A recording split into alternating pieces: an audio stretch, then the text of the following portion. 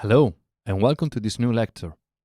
In this lecture, we are going to understand another aspect that is an essential part of a good mix, the beat matching. In Traktor, beat matching is possible thanks to the grid or beat grid and the beat marker. The beat grid is a grid that sits on other beats of the track and is able to detect the tempo or beat per minute of the song.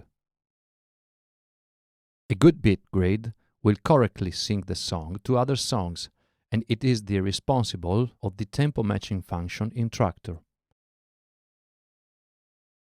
Let's have a look at these three examples. The first example is showing us what a perfect beat grid is, while the second beat grid is too tight, so we need to widen it. And in this last example, the beat grid is too wide, so we need to tighten it.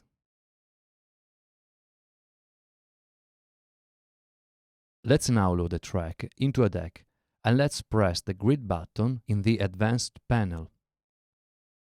We can check the beat grid in depth by clicking the plus symbol in the waveform display zoom. The plus symbol is visible as we hover over the waveform display. Now, at the beginning of the track, we can notice a marker called BeatMarker. If this marker does not directly sit on the beat, we need to correct it by using the Move Grid buttons. Or we can alternatively use the Auto Beat button. To set an auto beat marker, manually click the Auto button. And now that we are sure that the first beat marker correctly sits on the first track's beat, we can check the rest of the beat grid. Let's move forward by dragging the waveform display to check that the rest of the beat grid sits correctly on the beats. If necessary, we can also use the increase and decrease buttons to correct the BPM by making fine adjustments to the alignment of the grid. Or we can easily double-click in the tempo display to manually enter a new BPM value. Note that when pressing the BPM increase and decrease buttons, the left mouse click changes the grid in fine steps, while right or control click in coarse steps.